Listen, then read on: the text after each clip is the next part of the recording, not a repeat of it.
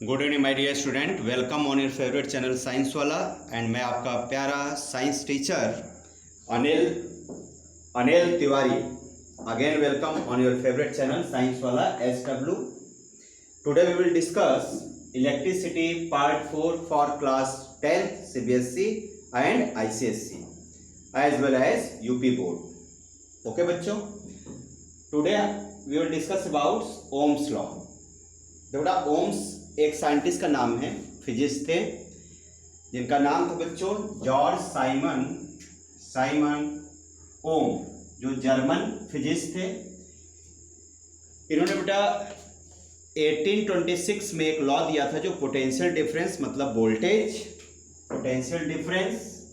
Voltage और electric current मतलब I के बीच में एक रिलेशनशिप दिया था जिसे बच्चों बोला जाता है ओम्स लॉ। देखिए इस लॉ के अकॉर्डिंग क्या है, the electric current flowing in a conductor is directly proportional to the potential difference. देखिए बहुत छोटा सा लॉ है कि बेटा जो अगर किसी कंडक्टर में, कंडक्टर का मतलब होता है वायर, तार, किसी वायर के अंदर जो करंट फ्लो करता है, जो बिजली उसमें फ्लो करती है, करंट फ्लो करती है, वो पोटेंशियल डिफरेंस का क्या होता है बच्चों, डायरेक्टली प्रोपोर्शनल होता है। क्या होता है? Directly proportional. इसका मतलब होता है कि अगर करंट इंक्रीज करेंगे तो पोटेंशियल डिफरेंस क्या हो जाएगा बच्चों, बढ़ जाएगा। यानी करंट इंक्रीज करेंगे तो पोटेंशियल डिफरेंस बढ़ जाएगा और करंट को कम करेंगे तो पोटेंशियल डिफरेंस कम हो जाएगा। ओके, लेकिन इसमें कंडीशन क्या दी गई, temperature and other physical condition of the conductor remain same. ध्यान दीजिएगा, टेम्परेचर और अदर उसकी फिजिकल कंडीशन क्या होनी चाहिए, सेम होना चाहिए।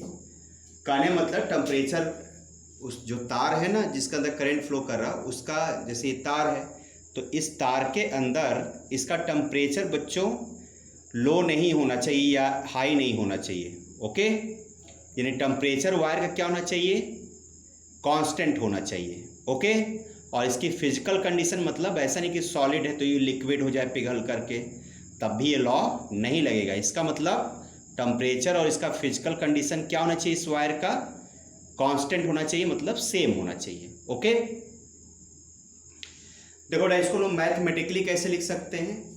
देखिए क्या बताया था, current is directly proportional to potential difference. देखिए I for current is directly proportional to potential difference मतलब वोल्टेज V, तो I प्रोपोर्शनल टू V, या बेटा हम लिख सकते हैं V प्रोपोर्शनल टू I, बात तो एक ही है।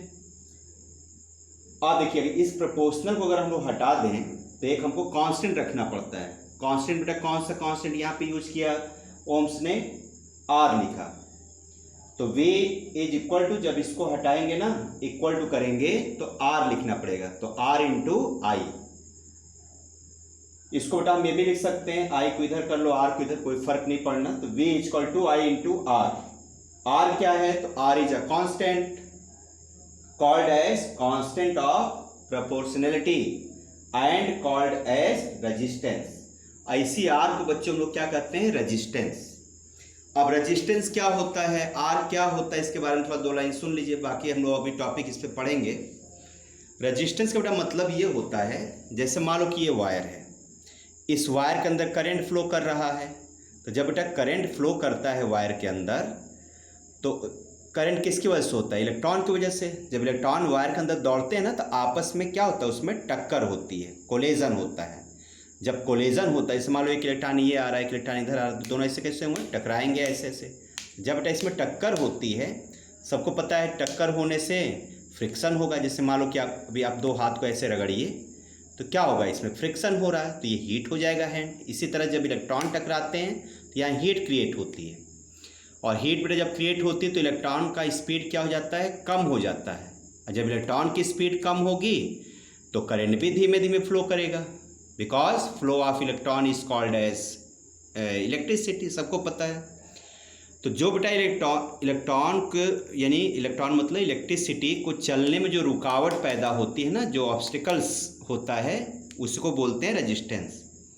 जैसे आप सड़क पे चलिए तो जो गड्ढे मिलते हैं या ब्रेकर मिलते हैं उसको हम लोग क्या कहते हैं, रेजिस्टेंस है। यानी रेजिस्टेंस मतलब रुकावट। जो भी obstacles in the path of flow of current is called as resistance.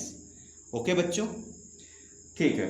तो यहाँ तक समझ में आ गया होगा कि V is equal to I into R. R का मतलब होगा कांस्टेंट ऑफ प्रोपोर्शनलिटी, और इसको क्या कहते हैं, रेजिस्टेंस मतलब रुकावट।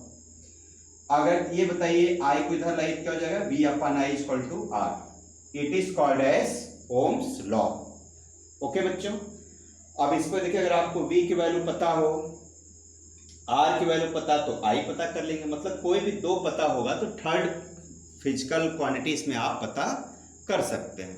ओके बच्चों, अच्छा रेजिस्टेंस की यूनिट भी लिख लीजिए। देखो इसकी यूनिट क्या होती है, ध्यान समझना।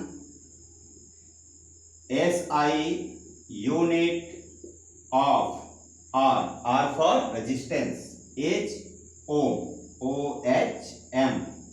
इसको बच्चों साइन बनाया जाता है इस तरीके से। इसको बच्चों कहा जाता है ओमेगा, या इसे कहा जाता है ओम। तो ओम का साइन क्या है, ये। इसको और क्या बोला जाता है, ओमेगा। ओके, तो आप ओम याद रखिएगा। तो रेजिस्टेंस का क्या है बच्चों, SI यूनिट उसका होता है ओम। ओके, ठीक है। भाई इस पे हम लोग कुछ क्वेश्चन सॉल्व करते हैं। ओके माय डियर स्टूडेंट, तो कंक्लूजन क्या निकला ओम्स लॉ का बच्चों, V upon I is equal to R। देखो ओम्स लॉ को हम लोग और सिंपली भी डिफाइन कर सकते हैं। क्या डिफाइन कर सकते हैं कि V is divided by I is equal to R, मतलब कांस्टेंट। तो क्या लिख सकते हैं बच्चों, the ratio of potential difference मतलब V डिवाइडेड बाई I, मतलब to the current is constant. लेकिन कंडीशन याद रखिएगा, temperature and other physical conditions remain same. यहां अदर भी लिख लो, other physical condition remain same. अब थोड़ा एक क्वेश्चन बहुत इंपॉर्टेंट है कि अगर हम लोग V और I के बीच में ग्राफ खींचते हैं, ग्राफ अगर प्लॉट करें तो कैसा बनेगा। तो देखो कांस्टेंट दोनों का रेशियो, जब का रेशियो कांस्टेंट होता है तो कोई भी उसका ग्राफ हमेशा स्ट्रेट जाता है इस तरीके से। यानी यहाँ I है, यहाँ V है, पोटेंशियल डिफरेंस ये I है, तो कौन सा ग्राफ बना, VI ग्राफ। इसमें हमेशा क्या होगा बच्चों, यहाँ पर लाइन सीधे आएगी, जिसको हम लोग रेजिस्टेंस कहते हैं। इसका मतलब VI ग्राफ क्या होगा, स्ट्रेट लाइन। किसके लिए, फॉर ओमिक रजिस्टर्स। जरा ये समझ बच्चों, इसमें एक वर्ड आया रजिस्टर्स। एक होता है रेजिस्टेंस, एक होता है रजिस्टर। देखो एक होता है रेजिस्टेंस, रेजिस्टेंस मतलब क्या हो गया, ऑब्स्टिकल्स, मतलब रुकावट। कहां पर रुकावट बच्चों, in the conductor wire, in the flow of current in a conductor wire, मतलब वायर के अंदर करंट को फ्लो करने में जो रुकावट होती है। जैसे आपको सड़क पे चलने पर जो ब्रेकर मिलता है वो आपकी रुकावट है, मतलब आपका ऑब्स्टिकल्स है, या आपका रेजिस्टेंस है, या आपका फ्रिक्शन है। बात एक ही हुआ। ओके, बात समझ में आ रहा है? रुको, ये दिख रहा है कि नहीं? ये I लिखा बच्चों, I V का ग्राफ, स्ट्रेट लाइन। तो देखिए रजिस्टर मतलब ऑब्स्टिकल्स। अब बेटा रजिस्टर्स वर्ड का क्या मतलब होता है, रजिस्टर्स। तो रजिस्टर का मतलब होता है जितने इलेक्ट्रिक अप्लायंसेस आपके घर में होते हैं, फैन, पंखा, बल्ब, रॉड, जितने भी हैं, है ना, ट्यूबलाइट, है ना। तो रजिस्टर्स को हम बोलते हैं इलेक्ट्रिक अप्लायंसेस। ये भी बच्चों दो तरह के होते हैं, एक होते हैं ओमिक रजिस्टर्स, एक होता बच्चों नॉन ओमिक रजिस्टर्स।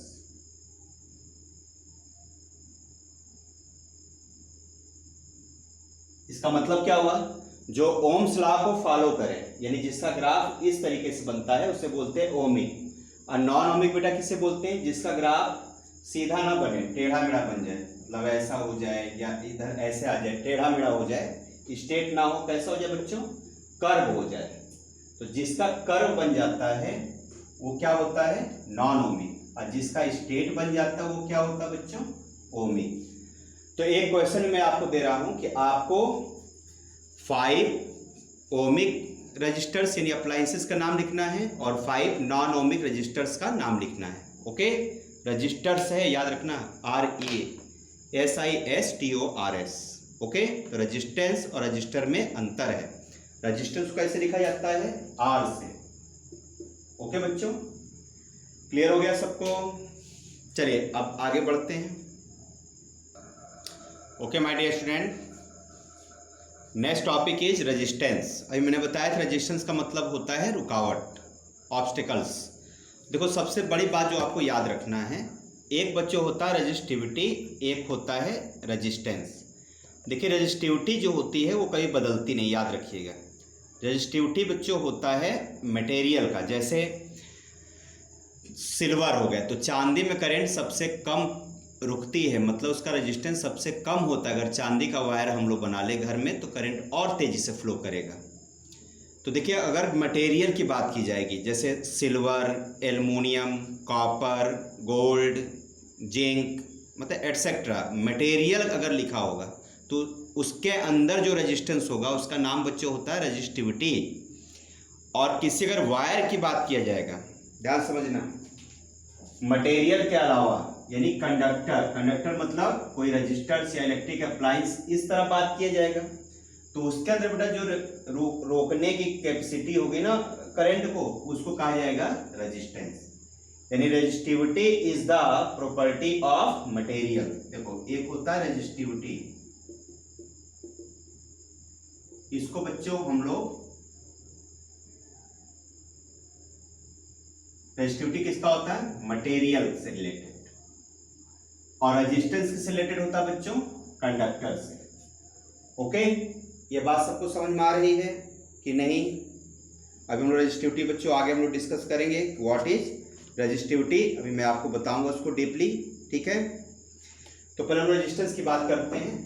आप देखिए बेटा रेजिस्टेंस क्या होता है? जो अपोज करता है फ्लो ऑफ चार्ज यानी करंट थ्रू द कंडक्टर। यहां बच्चों चार्ज का मतलब हुआ इलेक्ट्रॉन, क्योंकि चार्ज यानी करंट किसकी वजह से बनता है? फ्लो ऑफ चार्ज, मतलब इलेक्ट्रॉन जब चलता है तो वो करंट बनती है। तो एक्चुअली यहाँ मतलब क्या है? इलेक्ट्रॉन है। ओके, अब देखिए आर का फार्मूला बनाइए, तो आर इक्वल टू क्या होता है? V by I. अभी हमने डिस्कस किया हुआ था ओम्स लॉ के अकॉर्डिंग। ये कौन सा लॉ है? Ohms law. ओके, अब इसके अकॉर्डिंग हम ये लिख सकते हैं कि रेजिस्टेंस यानी R is the ratio of potential difference, मतलब वोल्टेज, पोटेंशियल डिफरेंस मतलब voltage, to the current, current मतलब I, flowing through it, it का मतलब कंडक्टर, थ्रू कंडक्टर। ओके, अब इसके एसआई यूनिट की बात करते हैं तो क्या होगा? एसआई यूनिट बच्चों कैसे निकलेगा? R इक्वल होता है V बाई आई। V का यूनिट होता है वोल्ट और करंट का होता है एम्पियर, तो volt by ampere, volt by ampere, ये ए को कैपिटल लिख देते हैं, एम्पियर। अब वोल्ट बाई एम्पियर को बच्चों क्या कहते हैं हम लोग? ओम कहते हैं। इसे क्या कहा जाता है? ओम। और इस साइन का नाम क्या है? ओमेगा। ओके, क्या बोलते हैं बच्चों इसको? ओमेगा कहा जाता है। ठीक है, आई होप आप लोग इतनी बात समझ में आ गई होगी। और ओमेगा बेटा ग्रीक यूनिट है। कौन सा सिंबल है ये? ग्रीक है, ग्रीक का सिंबल है, इसको हम बोलते हैं ओमेगा। ओके, सबको समझ में आ गया? अच्छा, जैसे एक क्वेश्चन छोटा सा इस पर समझते हैं। जैसे बच्चों कहा जाए कि डिफाइन 1 ओम रेजिस्टेंस, कहा जाए कि 1 ओम रेजिस्टेंस को डिफाइन करिए, तो 1 ओम बच्चों कब आएगी? जरा सोचिए सब लोग ध्यान से। R इक्वल टू है V बाई आई। अगर V को हम लोग 1 वोल्ट मान ले और I को 1 एम्पियर, इसको कैपिटल से लिख दीजिए, 1 एम्पियर रिज्यूम करिए, तो क्या होगा बच्चों? दोनों 1 बाई 1 कितना है? 1 वोल्ट बाई एम्पियर, यानी कि वोल्ट बाई एम्पियर क्या होता है? ओमेगा, मतलब ओम, 1 ओम आ गई value. It means a potential difference across a conductor is 1 volt and current flow through it is 1 ampere, then resistance will be 1 ohm. Okay, I hope आपको हमारी बात समझ में आ गई होगी.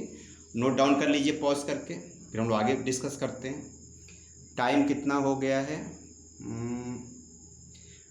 ठीक बच्चों, इस वीडियो को हम लोग यही पॉज करते हैं और मिलते हैं पार्ट 5 में. ओके, देखिए वीडियो थोड़ी सी लंबी हो जाती है तो इंटरेस्ट भी खत्म हो जाता है. तो ठीक है, पार्ट 5 में हम लोग बेटा इससे रिलेटेड ढेर सारे न्यूमेरिकल सॉल्व करेंगे. ओके, ठीक है, best of luck, bye, good night, tata. पढ़ते रहिए, मस्त रहिए, नोट्स बनाते रहिए. मैं सारे आपको step by step notes provide करूंगा. ओके बच्चों, गुड नाइट.